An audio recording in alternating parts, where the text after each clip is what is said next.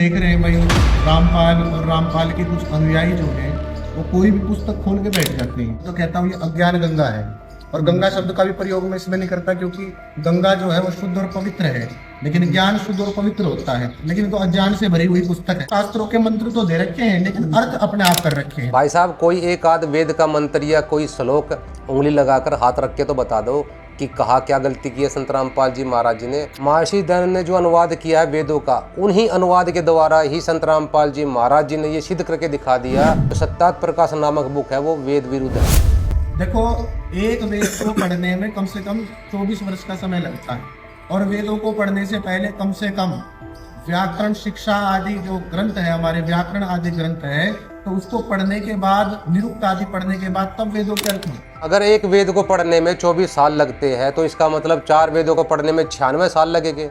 और महर्षि दयानंद जी तो 59 साल की उम्र में ही मृत्यु को प्राप्त हो गए थे। इसका मतलब 59 साल की उम्र में उन्होंने 2.5 वेद ही पढ़े होंगे।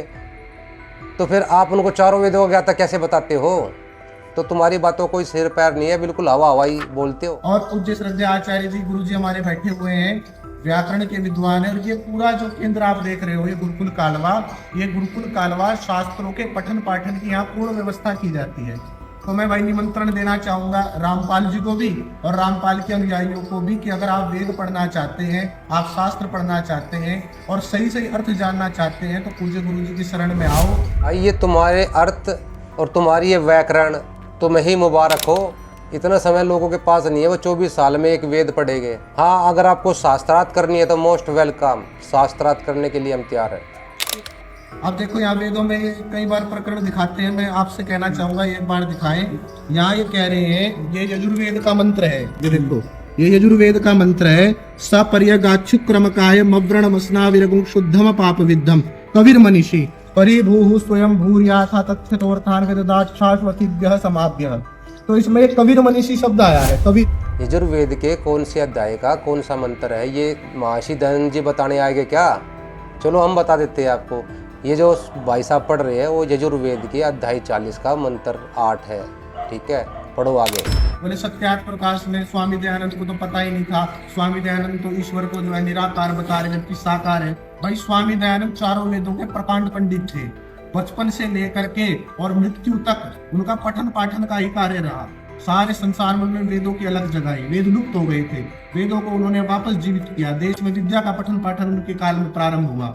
अब जब ये कह रहा है कि भाई वेदों में जो है ईश्वर को निराकार बताया गया है, तो देखो ये वेद का ही मंत्र है। यहाँ क्या कहा गया है कि हे मनुष्यों, ये आप दिखा सकते हो कि हे मनुष्यों, जो ब्रह्म शीघ्रकारी सर्वशक्तिमान अकायम स्थूल सूक्ष्म और कारण सहित शरीर से रहित है, वो शरीर धारण नहीं कर सकता, शरीर से रहित है, छिद्र रहित है और नहीं छेद करने योग्य, नाड़ी आदि के साथ संबंध रूप बंधन से रहित, अविद्या आदि दोषों से रहित होने से सदा पवित्र, और जो पाप युक्त, पापकारी और पाप में प्रीति करने वाला कभी नहीं होता, जो सब ओर से व्याप्त है, सो सर्वज्ञ, सब जीवों के मनों की वृत्तियों को जानने वाला, दुष्ट पापियों का तिरस्कार करने वाला और अनादि स्वरूप, जिसको संयोग से उत्पत्ति, वियोग से विनाश, माता पिता, गर्भवास, जन्म, वृद्धि और मरण नहीं होते, वही परमात्मा, उसी को कभी कहा गया है। तो भाई 24 साल में ये बंदा एक वेद का एक मंत्र भी ठीक से पढ़ना नहीं सीखा। वहां पर क्या लिखा हुआ है? वहां पर लिखा है शुक्रम एकायम अवर्णम असनाविरम। शुक्रम एकायम का अर्थ होता है शुक्रम यानी माता पिता के वीर्य रहित काया। शुक्रम माने, शुक्रम का अर्थ होता है शुक्राणु। एकायम यानी काया रहित, यानी उस परमात्मा की जो काया है वो शुक्राणु काया रहित है, वो यानी माता पिता के सहयोग, यानी माता पिता के शुक्राणु से बनी हुई उसकी काया नहीं है। इसका अर्थ ये है। आगे लिखा असनाविरम यानी वो नाड़ी तंत्र रहित है, यानी उसके शरीर में नाड़ी नहीं है, हाड़ मांस रक्त नहीं होता उसके शरीर में। अगर वो निराकार ही था तो फिर नाड़ी का और माता पिता का सहयोग यानी गर्भवास का जिक्र करने की क्या जरूरत थी कि भाई इस मंत्र में इतना लंबा चौड़ा बोलने की क्या जरूरत थी? और माता पिता के सहयोग से गर्भवास रही था, वो गर्भ में नहीं आता वो परमात्मा, और वो जन्म मृत्यु में भी नहीं आता, वो ना तो उसका मरण होता ना जन्म होता। उसमें लिखा शुद्धम, बिल्कुल पवित्र होता है। तो परमात्मा काम क्रोध मोह लोभ अहंकार उसके अंदर नहीं होता, वो किसी स्त्री को नहीं भोगता। और लिखा है पाप विद्यम यानी वो परमात्मा होता है वो पाप रहित होता है। वो चींटी तक कोई नहीं मारता। जबकि रामचंद्र जो है कृष्ण होते ये हिरण मारते थे, शिकार करते थे, भागवत पुराण के अंदर लिखा हुआ है। और अर्जुन और श्री कृष्ण शिकार खेलने जाते हैं, वहाँ हिरणों को, बेजुबानों को मारते हैं। और वाल्मीकि रामायण रामचरितमानस में लिखा रामचंद्र जी जो है हिरणों को मारते थे। पाप रहित होता है वो परमात्मा। इस मंत्र के अंदर जितनी भी कंडीशन है वो सब कबीर साहिब के ऊपर खरी उतरती, किसी पे खरी नहीं उतरती। वो पूर्ण परमात्मा कबीर साहब, नाम भी लिखा उसमें कबीर, कबीर मनीषी, सबके मनों को जानने, सबके मनों की जानने वाला वो कबीर मनीषी कबीर है, नाम भी कबीर लिखा हुआ है। और वो सारी लीलाएं कबीर साहिब ने की, सारी की सारी। कबीर साहिब कमल के फूलों प्रकट हुए थे, माँ के गर्भ से नहीं आए, ठीक है। उनका शरीर हाड़ मांस रक्त का बना हुआ नहीं था, जिसमें इसमें लिखा नाड़ी तंत्र रहित होता है उसका शरीर। कबीर साहिब सहस्री सतलोक चले गए थे, यानी कि उनका शरीर नहीं पाया था, उनके शरीर की जगह कुछ फूल पाए थे। आधे हिंदुओं ने बांटे, आधे मुसलमानों ने बांटे।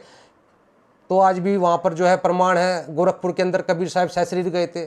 तो वो परमात्मा है जो जन्म मरण रही था, वो कबीर है। आयुर्वेद अध्याय 40 मंत्र 8 ये कि अगर किसी पे भी सेट हो जाए, ब्रह्मा विष्णु महेश राम कृष्ण अन्य किसी भी संत महापुरुष पे अगर ये मंत्र, ये इस लाइन पे, इस पूरे श्लोक पे कोई भी इस सृष्टि के अंदर कोई भी खरा उतर जाए, हम उसको भगवान मान लेंगे, कबीर को छोड़ देंगे। सिद्ध करके दिखाओ। अब जब ये कह रहा है कि भाई वेदों में जो है ईश्वर को निराकार बताया गया है, तो देखो ये वेद का ही मंत्र है। यहाँ क्या कहा गया है कि हे मनुष्यों, ये आप दिखा सकते हो कि हे मनुष्यों, जो ब्रह्म शीघ्रकारी सर्वशक्तिमान अकायम स्थूल सूक्ष्म और कारण सहित शरीर से रहित है, वो शरीर धारण नहीं कर सकता, शरीर से रहित है, वो शरीर धारण नहीं कर सकता, शरीर से रहित है। इसने परमात्मा को निराकार साबित करने के लिए एक वेद का एक मंत्र दिखाया, बस खाली परमात्मा को निराकार साबित करने के लिए। और वो मंत्र भी हमने इसका गलत साबित कर दिया, उसमें भी परमात्मा साकार लिखा हुआ है। और हम सैकड़ों प्रमाण देंगे कि परमात्मा साकार है, सहशरीर है, मनुष्य जैसा है। मनुष्य अग्नि, मनुष्य जैसा परमात्मा, मनुष्य अग्नि, मनुष्य जैसा परमेश्वर, नरवत वरुण, नर के समान परमात्मा, अग्नि तनुरसी परमेश्वर का शरीर है। अग्नि तनुरसी विष्णुवे तवा सोमस्य तनुरसी परमेश्वर का शरीर है, पालन पोषण के लिए परमेश्वर का शरीर है। परमात्मा साकार है, सह शरीर है, मनुष्य जैसा है। भाई साहब इतने प्रमाण दे दूंगा वेदों से कि कंफ्यूज हो जाएगा कि सांस कहां से ले और बातें कहां से। को यहाँ क्या कहा है, जन्म और वृद्धि और मरण नहीं होता। अब बताओ, रामपाल ने जन्म लिया होगा, माँ के पेट से ही जन्म लिया होगा, ये भी कमल पे बैठ के आया है। संत रामपाल जी महाराज हमारे गुरुदेव है और कबीर परमेश्वर हमारे इष्ट देव है। और गुरु का दर्जा हमेशा भगवान से बढ़कर होता है, इष्ट देव से बढ़कर होता है, ये हमारे शास्त्र कहते हैं और संतों की वाणी कहती है। और मैं ये भी सिद्ध कर सकता हूँ संत रामपाल जी महाराज भगवान कैसे है, परमात्मा कैसे है। लेकिन ये टॉपिक अलग हो जाएगा और बहुत ही लंबा टॉपिक होगा। इसलिए अच्छा होगा आप वेदों को मानते हो और हम भी मानते हैं, और वेदों में कबीर के ऊपर ही डिस्कस कीजिए, क्योंकि कबीर साहिब का ही प्रमाण वेदों के अंदर है। हमारे इष्ट देव कबीर है। और कबीर जी ने भी माँ के गर्भ से जन्म लिया है। और कमल पे बैठ के उत्पन्न होना, ये तो आप सभी पढ़े लिखे लोग हो, सभी लोग पढ़े लिखे लोग हैं। सब विज्ञान का समय है, पठन पाठन का समय है, सारे लोग स्कूलों में कॉलेजों में जाते हैं, सबको पता है माँ के रज और वीर्य से संतान उत्पन्न होती है, कमल पर बैठ करके संतान उत्पन्न नहीं होती। अच्छा, विज्ञान का समय है तो भाई वैज्ञानिक ये तो बता दे, तेरे परमेश्वर ने चारों ऋषियों के अंतर्कण में वेद कैसे डाल दिए? सृष्टि की आदि में वेदों की उत्पत्ति हुई। परमपिता परमेश्वर ने 4 ऋषियों के अंतःकरण में वेदों का प्रकाश किया। परमपिता परमेश्वर ने 4 ऋषियों के अंतःकरण में वेदों का प्रकाश किया। इनका परमेश्वर जो है 4 ऋषियों के अंतर्कण में वेद जो है डाल सकता है, ठीक है। लेकिन हमारा परमेश्वर कमल के फूल पर नहीं प्रकट हो सकता।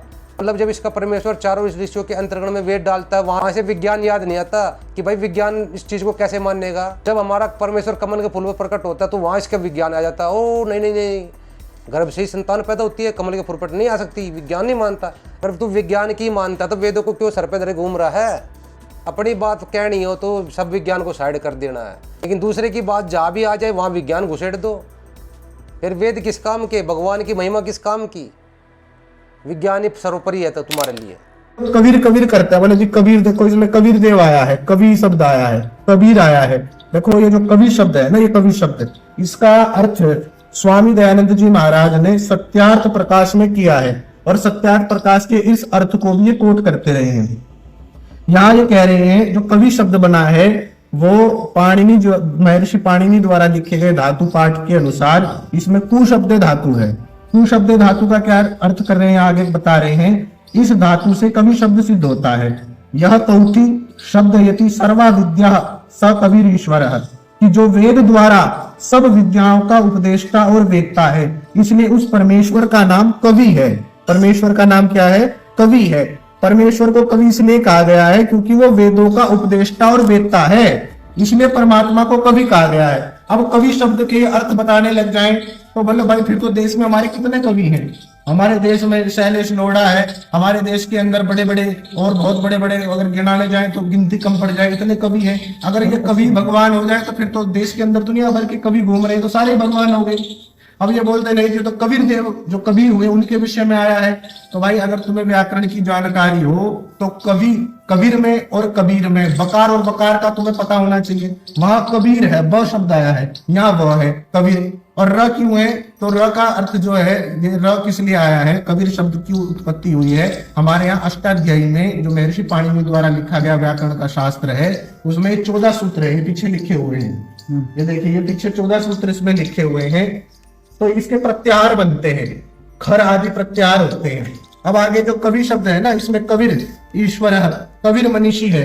तो यहाँ पर जो है खर और अवसान ना होने के कारण जो रू का रेप है उसको विसर्ग नहीं हुए, र ही रह गया है। और जो र है वो व्यंजन के रूप में आ गया है। और व्यंजन जो होते हैं अनुमत भक्ति व्यंजनम, व्यंजन जो है बिना स्वर की सहायता से नहीं बोले जा सकते। अब ये कहेगी जी ये तो र है जबकि हलंत है, तो र बोला ही नहीं जा सकता। अब व्याकरण जानते हैं, उनको पता है कि जो ये र शब्द पीछे हलंत लगा है बिना स्वर की सहायता से नहीं बोला जा सकता। तो अब ये कबीर शब्द कह रहे हैं, ये कबीर नहीं है, ये कवि ही शब्द है। यहाँ विसर्ग होने थे लेकिन आगे खर और अवसान ना होने के कारण उसको विसर्ग ना बन के रह रहेगा, तो ये कबीर कबीर करते हैं, इसलिए वो कबीर नहीं है, वो कवि शब्द है। और कवि शब्द यहाँ परमात्मा के लिए आया है क्योंकि वो ज्ञान देने वाला। मतलब अपने अज्ञान को सच साबित करने के लिए लोगों को भ्रमित करना है व्याकरण के नाम पर। अरे भाई हमने तो व्याकरण लगाई नहीं है। जो संस्कृत के विद्वान हैं, जो ये धातु पातु सारी जानते हैं, ये व्याकरण वूकरण जानते हैं, उन्हीं के द्वारा अनुवाद किया है। कबीर को कबीर लिखा है, उन्हीं संस्कृत के विद्वानों ने कबीर को कबीर लिखा है, कबीर अर्थ किया है। देख प्रमाण, ये देखिए अगस्त संहिता, संपादक पंडित भवनाथ झा। प्रस्तावना में इन्होंने स्वीकारा है प्रथम 131वें अध्याय में रामानंदाचार्य के अवतार का उपक्रम वर्णित है। दूसरे 132वें अध्याय में सभी 12 यानी 12 शिष्यों के साथ आचार्य जी के अवतार ग्रहण का वर्णन है। आप सभी जानते हो रामानंद आचार्य जी के जो 12 शिष्य थे उनमें से पीपादास जी थे और रविदास जी, और जो कबीर साहिब जी जो है मुख्य रूप से कबीर साहिब जी रामानंद आचार्य जी के शिष्य थे।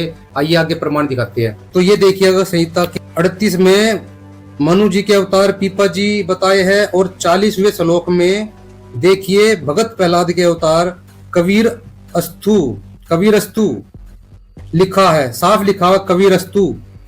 यहाँ साफ कबीर को, यहाँ पर साफ कबीर को जो है कबीर लिखा है। संस्कृत में कबीर को कबीर लिखा है, और ये रामानंद जी के शिष्यों का जिक्र किया गया है यहाँ पर। तो यहाँ पर भगत प्रहलाद के बारे में अभी हम डिस्कस नहीं करेंगे, क्योंकि भगत प्रहलाद के टॉपिक को हम नहीं छेड़ेंगे। आज का जो टॉपिक है वो नाम के ऊपर चल रहा है, कबीर नाम को लेकर के। तो हम ये सिद्ध करेंगे कबीर और कबीर एक ही है। यहाँ पर इन्होंने साफ संस्कृत में कबीर को कबीर लिखा है। अभी आपने संस्कृत देखी, संस्कृत में कबीर को इन्होंने कबीर लिखा है, कबीर, इन संस्कृत के विद्वानों ने। अब इसका अनुवाद दिखाते हैं आपको। इसी का ट्रांसलेट किया है पंडित सुदर्शन जी हुए हैं। उन्होंने रामानंद आचार्य जी पर जो है एक रिसर्च की है, तो उन्होंने जो है उनके इस श्लोक का, तो उन्होंने जो है अगस्त संहिता के इस 40 नंबर श्लोक का जो है ट्रांसलेट किया है, अनुवाद किया है पंडित सुदर्शन जी ने। तो आइए देखते हैं उन्होंने क्या अनुवाद किया है। देखिए, तो ये वही अगस्त संहिता का 40 नंबर श्लोक है। इन्होंने संस्कृत भाषा के कबीर का अर्थ श्री कबीर जी किया है। तो इन्होंने संस्कृत भाषा के कबीर का अर्थ जो है यहाँ पर देखिए श्री कबीर जी किया है। अभी आपने देखा कि इन्हीं संस्कृत के विद्वानों ने जो है कबीर का अर्थ कबीर किया है, ठीक है। और हमें एक किताब और मिली है, उसमें हम प्रमाण दिखाते हैं। देखिए उसमें भी जो है कबीर लिखा हुआ है। देखिए ये देखिए, ये किताब मिली है श्री वैष्णव मता भास्कर, इसके संक्षिप्त परिचय इसके संक्षिप्त परिचय में 13 नंबर पेज पर कबीरदास जी को श्री कबीरदास जी लिखा है। कबीर यानी वै का वै लिखा हुआ है, कबीरदास जी लिखा है। देखा आपने, यहाँ पर इन्होंने जो है कबीर को कबीर लिखा हुआ है, तो हमने ये सिद्ध कर दिया कबीर कहो या कबीर कहो ये एक ही शब्द है। इसको संस्कृत में जो है कबीर कहते हैं, और वैसे देसी भाषा में, खड़ी भाषा में जो है संतों की भाषा में कबीर लिखा गया, और अरबी में भी इसको कबीर ही बोला गया है। पहले तो इन संस्कृत के विद्वानों से ये पूछो कि वेदों में परमात्मा की महिमा लिखी है या किसी कवि की महिमा लिखी है। परमात्मा की महिमा वेदों के अंदर लिखी है, वहां पर कवि का क्या काम। और दूसरी बात, कवि कोई भी कवि सर्वज्ञ नहीं होता। ठीक इसी तरह वेदों के अंदर लिखा हुआ है यजु, यजु शब्द लिखा हुआ है, और यजु के पीछे विसर्ग लगा हुआ है, वहां इन्होंने अनुवाद यजुर्वेद कर दिया। लेकिन अगर कवि लिखा उसके पीछे विसर्ग लगा, वहां इनको कबीर देव करने में दिक्कत हो रही है। देखिए प्रमाण। अब ये यजुर्वेद है, 36वां अध्याय है यजुर्वेद का। इसमें यहां लिखा है रचम वाचम परपधे मनो यजु परपधे। अब ये यजु लिखा, यजुहु। अब इसको हम यजुर्वेद बोलते हैं तो कोई दिक्कत नहीं, यजुर्वेद। जैसे इन्हीं के शब्दों में स्वामी जी ने यहां इसका अनुवाद किया है। ये देखो, यजुहु, यजु को इन्होंने यजुर्वेद लिख दिया। बिल्कुल सही, ये अनुवाद सही है। यजु, यहाँ यजुर्वेद लिखना जरूरी था। यजु का क्या मतलब, यजु से हमें पता लगेगा ये यजुर्वेद के विषय में जानकारी दी जा रही है। यजु परपधे, तो यजुर्वेद को प्राप्त हो। यजु, यजु लिखा है ना, इसका हम अर्थ करते हैं यजु माने यज्ञ सतुतियां। यजु का अर्थ होता है यज्ञ सतुतियां। तो यहाँ यज्ञ सतुतियां लिख देते तो कैसे पता लगता है कि यजुर्वेद के बारे में है। तो ये हम इसी प्रकार इसको यजु को यजुर्वेद लिख दिया। यजुर्वेद के अध्याय का ये 5वें का 32वां है। इसमें इन्होंने इस कबीर को इसको कवि अपसर्ग लगा दिए, रे हटा दिया।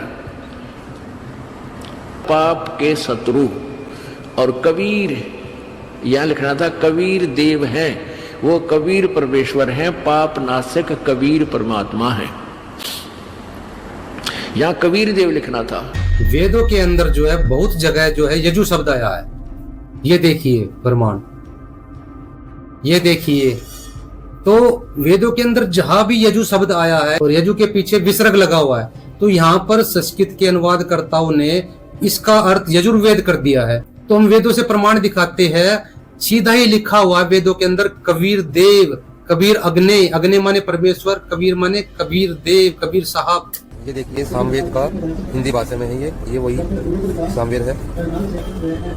प्रथम अध्याय का ये जो श्लोक है इसमें सीधा ही लिखा है कबीर परमात्मा, कबीर अग्नि। कबीर अग्नि मीन्स कबीर तो परमात्मा का नाम है, अग्नि मीन्स परमात्मा।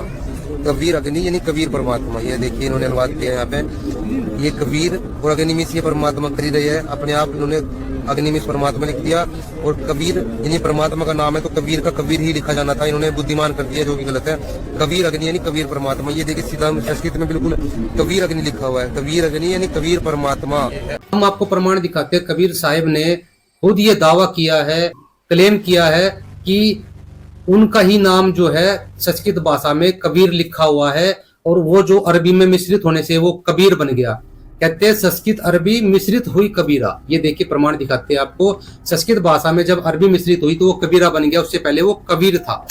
यह है कबीर सागर, संपूर्ण 11 भाग, खेमराज के समदास बंबई प्रकाशित है। इसके हम आते हैं यहाँ पर, जीव धर्मबोध बोध सागर का है, और ये पेज नंबर यहाँ पर आ गए हम इस पेज पे।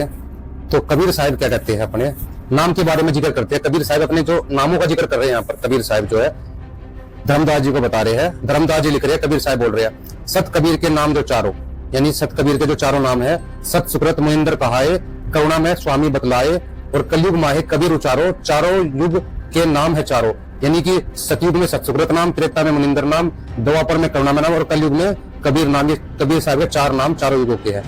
ठीक है, नाम संस्कृत में युग तीनी, कलयुग माहे मिश्रित कर देनी। यानी संस्कृत भाषा में जो वेद लिखे हुए हैं, जो वेदों में संस्कृत भाषा में जो कबीर नाम है, वो तीनों युगों तक कबीर ही चला। लेकिन कलयुग में मिश्रित कर दिया। कैसे मिश्रित हुआ?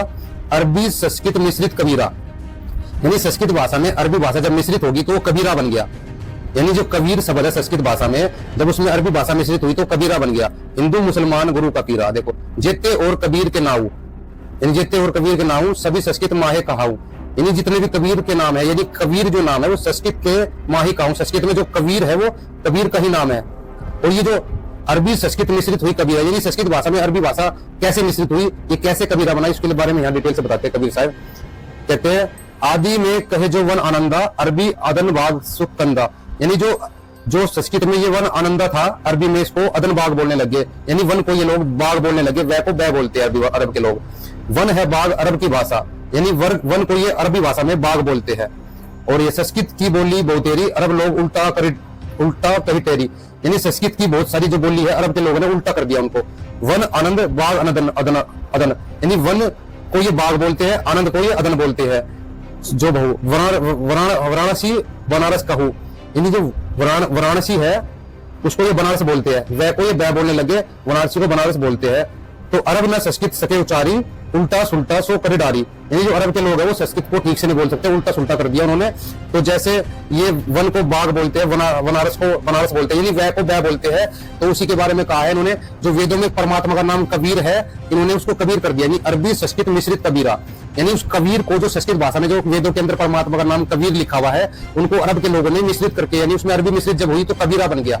तो ये कुरान शरीफ के अंदर सैकड़ों जगह कबीरा लिखा हुआ है, तो वो कबीरा कुरान में लिखा हुआ है और वेदों में कबीर लिखा हुआ है। तो कबीर साहब ने ये क्लेम किया है कि अरबी संस्कृत मिश्रित कबीरा, यानी संस्कृत भाषा में जो कबीर नाम है वो मेरा ही नाम है। तो कबीर साहब ने क्लियर कर दिया कि संस्कृत भाषा में उनका जो नाम था वो कबीर था, लेकिन अरब के लोगों ने जो है उसको कबीर बोलना शुरू कर दिया। वो कुरान में भी कबीर लिखा गया, क्योंकि वे जो लोग हैं वह को बै बोलते हैं। तो अरबी, तो संस्कृत अरबी मिश्रित हुई कबीरा। तो आशा है कि आज के बाद आपसे कोई ये सवाल नहीं करेगा। कबीर साहब जो है चारों युगों में आए, सतयुग में सतसुकृत नाम से, त्रेता में मुनिंदर नाम से, द्वापर में कौड़म नाम से, कलयुग में कबीर नाम से, चारों युग में कबीर साहब आए हैं। कबीर जो है सतयुग में भी थे और सतयुग से पहले भी कबीर थे, जब वेद नहीं थे जब भी कबीर थे। वेदों के अंदर जितनी भी कंडीशन लगी है, वो परमात्मा काम क्रोध मोह लोभ अहंकार रहित होता है, वो शुद्ध स्वरूप होता है, वो कभी स्त्री को नहीं भोगता, वो कभी किसी की हत्या नहीं करता, वो सहशीर रहता, वो माँ के गर्भ से जन्म नहीं लेता। जितनी भी कंडीशन है वेदों के अंदर जितनी बताई गई है, उन सब पे इस सृष्टि के अंदर केवल कबीर ही खड़े उतरते हैं, दूसरा कोई खराबी नहीं उतरता। इनका जो ज्ञान है बिना सिर पैर का है, कहीं का ईट कहीं का रोड़ा, और ये जो है अज्ञान जोड़ा, वो महर्षि दंड वाला ज्ञान है इनका भी। वो महर्षि दंड जो सत्यात प्रकाश में जो है सारा वेद विरुद्ध ज्ञान ठोक गया, वो ही पढ़ गई ये चौधरी पा कर रही है। गुरु रामपाल जी महाराज जी के सत्संग सुनिए और उनकी किताबें पढ़िए और वेदों के अनुसार भक्ति कीजिए। वेदों के अंदर जो भक्ति साधना बताई गई है, संत रामपाल जी महाराज यथार्थ साधना बता रहे हैं, तो उनसे नाम दीक्षा लेकर अपना कल्याण करिए। सभी को राम राम।